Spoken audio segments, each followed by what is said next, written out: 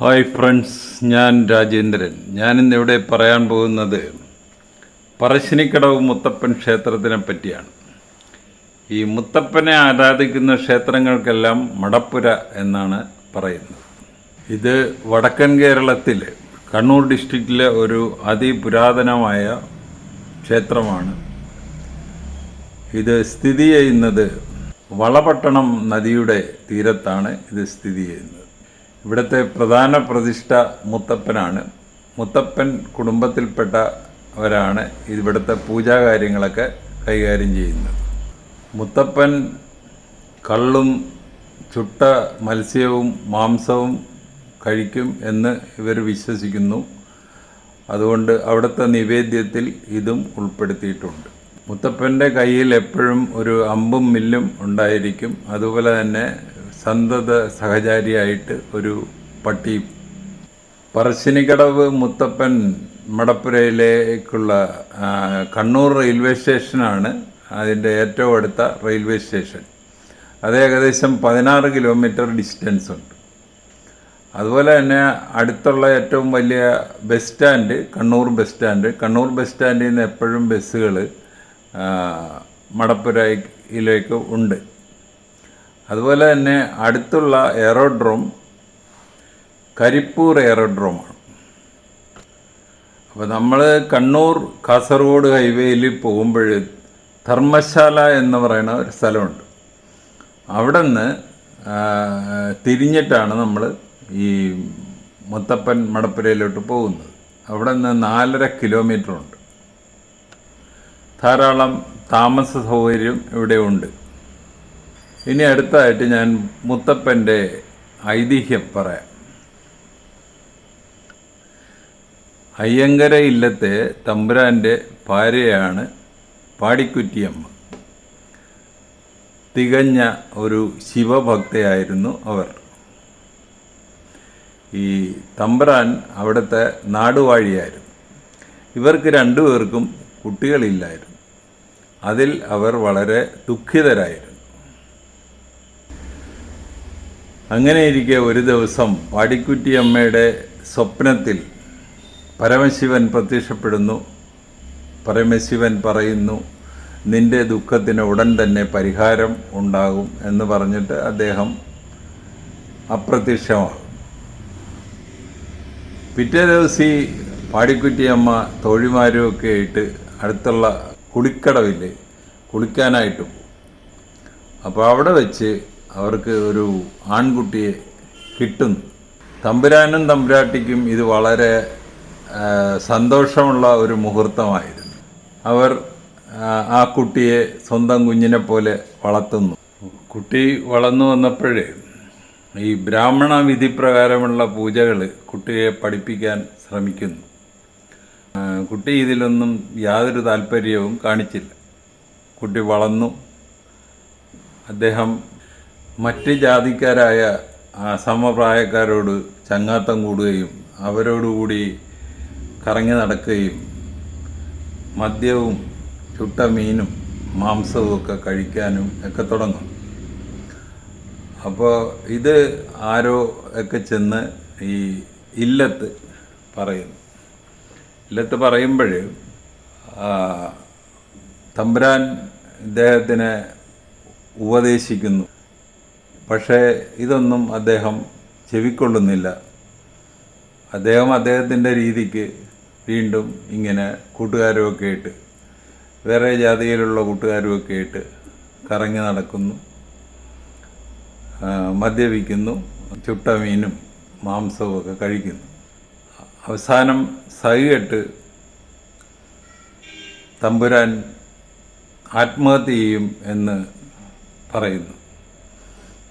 ഇത് കേട്ട് കഴിഞ്ഞപ്പോൾ ഇദ്ദേഹം മുറിയിൽ കയറി വാതിലടക്കുന്നു. പാടിക്കുറ്റിയമ്മ കുറേ നേരം കഴിഞ്ഞിട്ടും വാതിൽ തുറക്കാഞ്ഞതുകൊണ്ട് വാതിൽ മുട്ടി വിളിക്കുന്നു. വാതിൽ തുറക്കുന്നില്ല. അവസാനം തമ്പുരാൻ ചെന്ന് വാതിലിൽ മുട്ടി വിളിക്കുന്നു.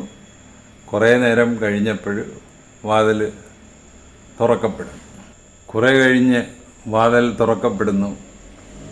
അവിടെ അവർക്കൊരു ദിവ്യരൂപം എന്ന് പറഞ്ഞാൽ അമ്പും മില്ലും കയ്യിലേന്തി ജ്വലിക്കുന്ന കണ്ണുകളായിട്ട് നീണ്ട താടിയൊക്കെ ആയിട്ട് ഒരു ദിവ്യരൂപം ഈ പാടിക്കുറ്റി അമ്മയും തമ്പ്രാനും കാണുന്നു. അവർ സാഷ്ടാംഗം നമസ്കരിക്കുന്നു. അപ്പോൾ മുത്തപ്പൻ തൻ്റെ അവതാര ഉദ്ദേശം ഈ അച്ഛനും വളർത്തച്ഛനും വളർത്തമ്മയോടും തുറന്നു പറയുന്നു. ഞാൻ പാവങ്ങളുടെ സംരക്ഷകനായിട്ടും പാവങ്ങൾക്ക് വേണ്ടി ജീവിക്കാനുമായിട്ട് ജന്മം കൊണ്ട ഒരാളാണ്. എന്നെ ദയവ് ചെയ്ത് എൻ്റെ വഴിക്ക് വിടണം എന്ന് അപേക്ഷിക്കുന്നു. അപ്പോൾ ഈ പോറ്റമ്മയ്ക്കും പോറ്റച്ഛനും കാര്യം പിടികിട്ടി ഇതൊരു സാധാരണ ജന്മമല്ല, ദൈവത്തിൻ്റെ ഒരു അവതാരമാണ് എന്ന് മനസ്സിലാകുന്നു. പാടിക്കുറ്റിയമ്മ അദ്ദേഹത്തിനോട് പറയുന്നു, ഈ കണ്ണുകളുടെ തീഷ്ണത കാരണം എനിക്ക് മുഖത്തോട്ട് നോക്കാൻ പറ്റുന്നില്ല, അതുകൊണ്ട് പൊയ്ക്കണ്ണുകൾ അണിയണം, എന്നാലേ എനിക്ക് മുഖത്തോട്ട് നോക്കി എന്തെങ്കിലും പറയാൻ പറ്റത്തുള്ളൂ എന്ന് പറയുന്നു. അങ്ങനെ അദ്ദേഹം പൊയ്ക്കണ്ണുകൾ ധരിക്കുന്നു. അതിനുശേഷം അവരെ രണ്ടുപേരെയും അനുഗ്രഹിച്ചിട്ട് അദ്ദേഹം കാട്ടിലേക്ക് പോകുന്നു. അമ്പും വില്ലുമായിട്ട് കാട്ടിലേക്ക് പോകുന്നു. കാട്ടിലേക്ക് പോകുമ്പോൾ ഒരു പട്ടി കൂടെ അനുഗമിക്കുന്നു. അദ്ദേഹം പറശ്ശിനിക്കടവിലെത്തുമ്പോഴും ഈ നായ കൂടെ ഉണ്ടായിരുന്നു. അതുകൊണ്ടാണ് നമ്മൾ ഈ മടപ്പുരയുടെ മുമ്പിൽ തന്നെ ഈ നായയെ രണ്ട് വിഗ്രഹങ്ങൾ ഗേറ്റിലും കാണുന്നത്, ഗേറ്റിൻ്റെ രണ്ട് സൈഡിലും കാണുന്നത്. അതുപോലെ തന്നെ ഇതിൻ്റെ അകത്തും പുറത്തും എല്ലാം നായ്ക്കൾക്ക് സ്വൈരം വിഹരിക്കാൻ പറ്റുന്നതും അതുകൊണ്ടാണ്. ഇനി ഈ ക്ഷേത്രത്തിലെ വിഗ്രഹങ്ങളെപ്പറ്റി പറയാം. ഇവിടെ രണ്ട് വിഗ്രഹങ്ങളുണ്ട്. ആദ്യത്തേത് തിരുവപ്പനാണ്. തിരുവപ്പൻ വിഷ്ണു ഭഗവാനായിട്ടാണ് കാണുന്നത്. രണ്ടാമത്തത് വെള്ളാട്ടം ഈ വിഗ്രഹം ശിവഭഗവാനായിട്ട് കാണുന്നു. ഇതുപോലെ തന്നെ ക്ഷേത്രത്തിൽ തെയ്യം ഉണ്ട്. തിരുവപ്പന് മത്സ്യത്തിൻ്റെ ആകൃതിയിലുള്ള കിരീടമാണ്. അതേസമയത്ത് വെള്ളാട്ടത്തിന് ഒരു കിരീടത്തിൽ ചന്ദ്രക്കല ഉണ്ട്. ഇത് രണ്ടും തിരിച്ചറിയാനുള്ള മാർഗം. അപ്പോൾ ഭക്തർക്ക് മുത്തപ്പൻ തെയ്യത്തിലൂടെ അനുഗ്രഹങ്ങൾ നൽകുന്നു എന്നാണ് അവിടുത്തെ ഒരു വിശ്വാസം. ഈ വണ്ണാൻ വിഭാഗത്തിൽപ്പെട്ടവരാണ് ഈ തെയ്യം കെട്ടിയാടും. എല്ലാ ദിവസവും രാവിലെ ഈ രണ്ട് തെയ്യവും കെട്ടിയാടും.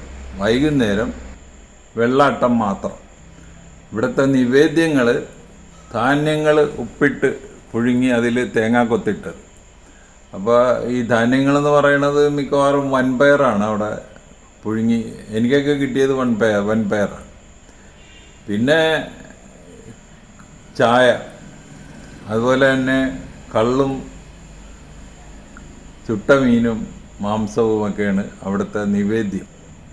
ഇതുകൂടാതെ എല്ലാ ദിവസവും അന്നദാനം ഉണ്ട്. അതുകൂടാതെ അവിടുത്തെ വഴിപാടുകൾ ഈ ലിസ്റ്റിൽ കാണുന്നതാണ് അവിടുത്തെ വഴിപാടുകൾ. ഈ വീഡിയോ ഒന്നിട്ട് കാണുക. ഇട്ട് കണ്ടിട്ട് നിങ്ങൾക്ക് ഇഷ്ടപ്പെട്ടുവെങ്കിൽ ഞങ്ങളുടെ ചാനൽ സബ്സ്ക്രൈബ് ചെയ്യുക. വേറൊരു വീഡിയോ ആയിട്ട് നമുക്ക് വീണ്ടും കാണാം. Thank you.